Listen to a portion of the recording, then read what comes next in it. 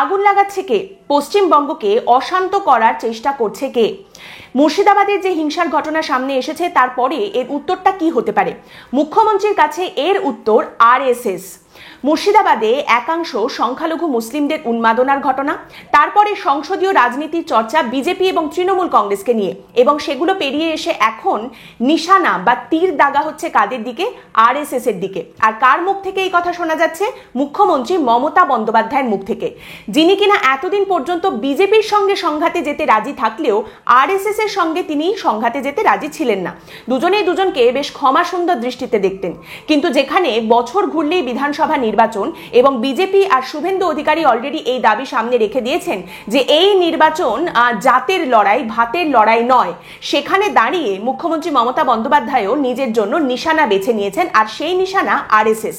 কিন্তু কেন, সেই কথাই একটু পরেই আসছি, তার আগে একটু চিঠির দিকে তাকানো যাক। মুখ্যমন্ত্রী মমতা বন্দ্যোপাধ্যায় এইভাবে খোলা চিঠি লিখেছেন রাজ্যবাসীর উদ্দেশ্যে। শেষ 10 বছরে এরকম কোনো ঘটনা ঘটেছে কিনা আমি একটু মনে করার চেষ্টা করছিলাম, কিন্তু সেভাবে ঠিক ঠাহর হলো না। মুখ্যমন্ত্রী মমতা বন্দ্যোপাধ্যায় এইভাবে চিঠি লেখেন না, তার কারণ এটা তার রাজনীতিই নয়। তিনি মুখে বলতে ভালোবাসেন, লিখে বলতে নয়। এবং এইবারে যে ঘটনা ঘটেছে, মুর্শিদাবাদে হিংসার ঘটনা, একাংশ মুসলিমদের ধ্বংসাত্মক আচরণ, সেখানে দাঁড়িয়ে হিন্দুদের ঘর থেকে পালিয়ে যাওয়া, তাদের পলায়ন, তাদের আর্তনাদের ঘটনা প্রবাহ যখন সামনে এসেছে, সেই পরিস্থিতিতে বা পরিপ্রেক্ষিতে দাঁড়িয়ে এটা কিন্তু মুখ্যমন্ত্রী মমতা বন্দ্যোপাধ্যায়ের দ্বিতীয় চিঠি। শান্তির বাণী তিনি সামনে রেখেছেন, দ্বিতীয়বার তাকে শান্তির কথা বলতে হচ্ছে। আগে যেটা বলছিলাম 10 বছরে তাকে এরকমটা কিন্তু করতে হয়নি, কিন্তু এবার করতে হচ্ছে। তার মানে তিনিও জানেন মুর্শিদাবাদে এমন কিছু ঘটনাই ঘটেছে যার জন্য তাকে বারবার এইভাবে শান্তির বাণী সামনে রাখতে হচ্ছে। তিনি এটা বুঝতে পারছেন এবং এই চিঠির মাধ্যমে এটা কিন্তু প্রমাণিত যে তিনিও জানেন এমন কিছু একটা ঘটনা ঘটেছে।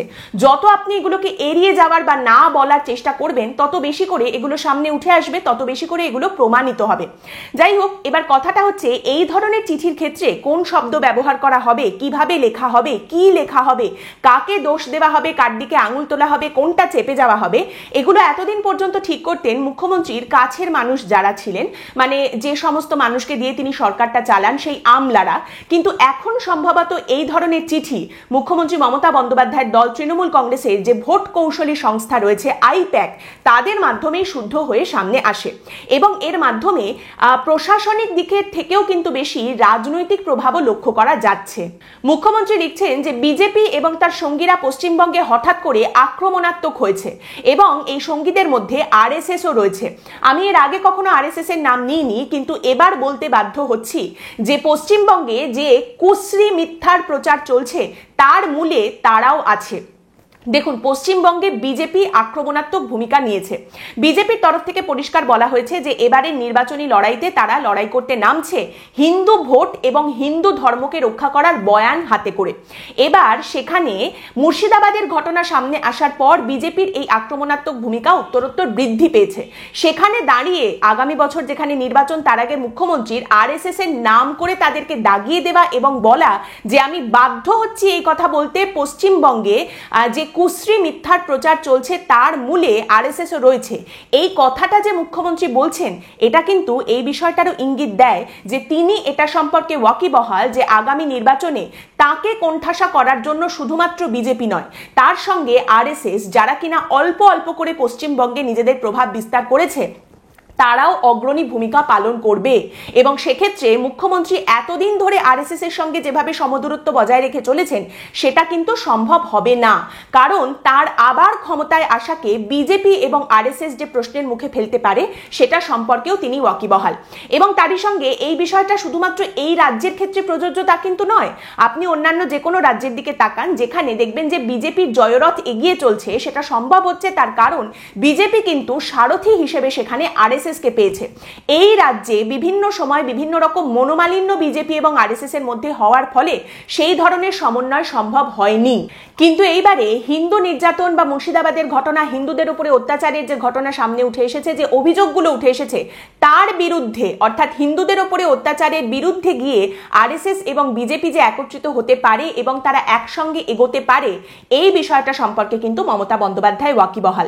তারই সঙ্গে আপনারা জানেন যে কিছুদিন আগেই আরএসএস এর প্রধান মোহন ভাগবত তিনি পশ্চিমবঙ্গে এসেছিলেন এবং এই সফরটা কিন্তু অন্যতম তাৎপর্যপূর্ণ একটি সফর ছিল। তার কারণ আরএসএস এর প্রধান এইভাবে এত দীর্ঘ সফরে কোনো একটি রাজ্যে যান এবং সেখানে এতদিনের জন্য থাকেন, এই বিষয়টা খুব একটা দেখতে পাওয়া যায় না।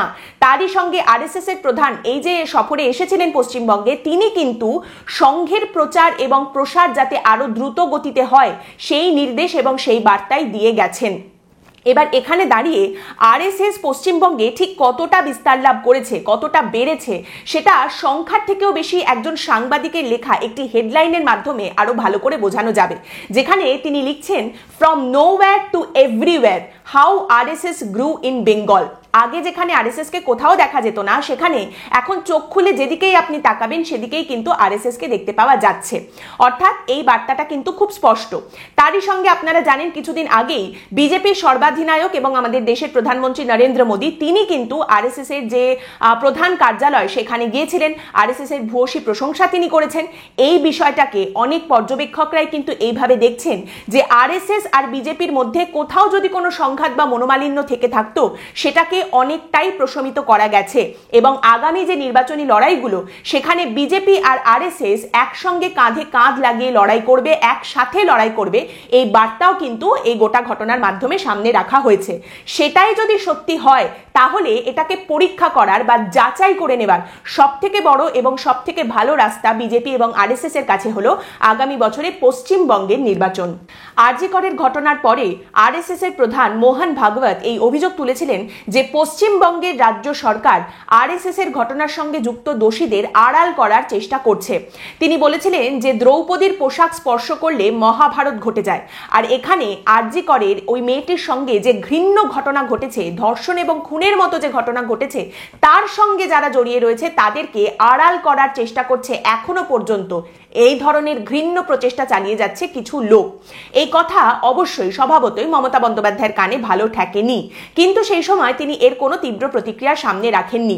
কিন্তু এই সংঘাতের আরও একটি উদাহরণ সামনে উঠে আসে যখন মোহন ভাগবতের একটি মন্তব্য সামনে আসে, যে তিনি বলেছেন 22শে জানুয়ারি প্রকৃত স্বাধীনতা দিবস, কারণ ওই দিন রাম মন্দির উদ্বোধন করা হয়েছিল গত বছর। এই ঘটনা, এই মন্তব্যের পরিপ্রেক্ষিতে মমতা বন্দ্যোপাধ্যায় মোহন ভাগবতকে সরাসরি দেশদ্রোহী বলে আখ্যা দেন। তিনি বলেন যে আমি জানি না উনি এই কথা জেনে বলেছেন নাকি না জেনে বলেছেন, কিন্তু এটা একটি দেশদ্রোহী বা অ্যান্টি ন্যাশনাল মন্তব্য। আমি এই মন্তব্যের তীব্র সমালোচনা করছি এবং এই মন্তব্য প্রত্যাহারের দাবি জানাচ্ছি। এবার বিষয়টা হচ্ছে পুরনো সম্পর্কের কথা তুলে এনে, মানে আরএসএস এবং তৃণমূল কংগ্রেসের পুরনো সম্পর্কের কথা তুলে এনে প্রায়ই কিন্তু বাংলার বাম কংগ্রেস তারা মমতা বন্দ্যোপাধ্যায় এবং বিজেপি আরএসএস তাদেরকে খোঁচা দিয়ে থাকেন বা কটাক্ষ করে থাকেন। যেমন সিপিএম এর রাজ্য সম্পাদক মোহাম্মদ সেলিম এই কথাটা বলেন যে নাগপুর, যেটা কিনা আরএসএস এর সদর দপ্তর, সেই নাগপুর থেকে শুধুমাত্র বিজেপি চলে তাই নয়, তৃণমূল কংগ্রেসের সুতো ওইখানেই বাঁধা রয়েছে। অধীর রঞ্জন চৌধুরী কংগ্রেসের নেতা, তিনিও বহুবার এই একই সুরে কথা বলেছেন। কিন্তু এখন দেখা যাচ্ছে মমতা বন্দ্যোপাধ্যায় এই পরিস্থিতিতে আগামী বছর নির্বাচনের পরিপ্রেক্ষিতে দাঁড়িয়ে আরএসএস এর বিরুদ্ধে একেবারে সমুখ সমরে দাঁড়িয়েছেন এবং তিনি মন্তব্য করছেন যে প্ররোচনার সূত্রে একটি দুর্ভাগ্যজনক ঘটনা ঘটে যাওয়ার পরিপ্রেক্ষিতটিকে ওরা ব্যবহার করতে চাইছে, ব্যবহার করছে বিভেদের রাজনীতি করার জন্য। ওরা ডিভাইড অ্যান্ড রুল খেলতে চাইছে, এই খেলা বিপজ্জনক। এবার এই বক্তব্যের অনেক রকম রিয়াকশন হতে পারে। কেউ এটাকে সমর্থন করতে পারেন, আবার কেউ বক্রোক্তিও করতে পারেন এবং বলতে পারেন পশ্চিমবঙ্গে কে ডিভাইড করছেন আর কে রুল করছেন সে তো সবাই দেখতেই পাচ্ছেন। কিন্তু বিষয়টা হচ্ছে এই যে খোলা চিঠি, এর মাধ্যমে মুখ্যমন্ত্রী মমতা বন্দ্যোপাধ্যায় কিন্তু একটা পলিটিক্যাল স্ট্যান্ড নিয়েছেন, রাজনৈতিক একটা স্ট্যান্ড তিনি নিয়েছেন, যে তিনি কোন দিকে দাঁড়িয়ে আছেন সেটা কিন্তু তিনি স্পষ্ট করে দিয়েছেন এবং কাদের বিরুদ্ধে তিনি লড়াই করছেন, তিনি বিজেপি এবং আরএসএস এর বিরুদ্ধে লড়াই করছেন সেটাও তিনি স্পষ্ট করে দিয়েছেন। এখন দেখার বিষয় দুটো। প্রথম হচ্ছে সংখ্যালঘু মানুষজন এবং মধ্যপন্থা ধরে হাঁটা কিছু মানুষজন যারা রয়েছেন, যারা যাই হোক না কেন তৃণমূল কংগ্রেসকে সমর্থন করেন কারণ তারা চান না যে বিজেপি ক্ষমতায় আসুক, বা তারা যাই হোক না কেন মমতা বন্দ্যোপাধ্যায়কে ভোটটা দেন কারণ তারা চান না যে আরএসএস এর হাতে ক্ষমতা চলে যাক। এখন এই চিঠির মাধ্যমে স্ট্যান্ড ক্লিয়ার করে একটা আরজি করের ঘটনা, একটা মুর্শিদাবাদের ঘটনা ঘটার পরেও এই ভোটার ভোটারদের মমতা বন্দ্যোপাধ্যায় নিজের দিকে ধরে রাখতে পারেন কিনা, এইটা হচ্ছে একটা দেখার বিষয়। দেখুন, বিষয়টা হচ্ছে মুখ্যমন্ত্রী মমতা বন্দ্যোপাধ্যায় যে চিঠিটা লিখেছেন এটা কিন্তু গ্রামের প্রান্তিক মানুষদের জন্য নয়। আমায় মার্জনা করবেন এই কথাটা বলার জন্য। মুখ্যমন্ত্রী যে চিঠিটা লিখেছেন সেটা তার কোর ভোটার, গ্রামের মানুষ যারা রয়েছেন তাদের জন্য লেখেননি। আপনারা জানেন গ্রামের সেই মানুষ তারা কিন্তু সোশ্যাল মিডিয়ায় নেই, তাদের এই চিঠি পড়া, এই চিঠি নিয়ে চর্চা করা সেই জায়গাটা নেই, বা এত বড় বড় ভাষা নিয়ে চর্চা করার মতো জায়গাও তাদের নেই। এই চিঠি মমতা বন্দ্যোপাধ্যায় স্পেসিফিক্যালি লিখেছেন মধ্যবিত্ত শহুরে সেই সমস্ত ভোটারদের জন্য যারা এই মধ্যপন্থাটা নিয়ে এগোন। তাদেরকে মমতা বন্দ্যোপাধ্যায় দেখাচ্ছেন যে দেখো, আমি যাই করি না কেন, যতই দুর্নীতি যাই হোক না কেন, আমি কিন্তু বিজেপির বিরুদ্ধে লড়াইটা করছি। এবং আরএসএস, যাদের বিরুদ্ধে এতদিন আমি কোনো কথা বলিনি, সেই আরএসএস এর বিরুদ্ধেও কিন্তু আমি লড়ছি, আরএসএস এর বিরুদ্ধেও আমি স্ট্যান্ড নিচ্ছি। এবং দ্বিতীয় বিষয় যেটা দেখার সেটা হচ্ছে এবার ফাইনালি পশ্চিমবঙ্গে বিজেপি এবং আরএসএস এর মধ্যে কোনো সমন্বয় দেখতে পাওয়া যাবে কিনা। এবারে কমন এনিমি ডিক্লেয়ার্ড হওয়ার পরে আরএসএস আর বিজেপি একত্রিত হয়ে কাজ করতে পারবে কিনা, নাকি এবারেও কোনো নির্দিষ্ট নেতা বা কিছু নির্দিষ্ট নেতার কারসাজিতে সেটা ভেস্তে যাবে, একত্রে কাজ করতে পারবে না আরএসএস এবং বিজেপি, এবং ফাইনালি দেখা যাবে সবই হলো কিন্তু জয়ের মিষ্টি কপালে আবারও জুটলো না, সেই পরিস্থিতিই আসবে সামনে। আজকের পর্ব এখানে শেষ করছি। আপনাদের মতামত এই পর্ব সম্পর্কে অবশ্যই জানাবেন কমেন্ট করে। পরের দিন দেখা হবে অন্য একটি বিষয় নিয়ে আলোচনায়। ভালো থাকবেন।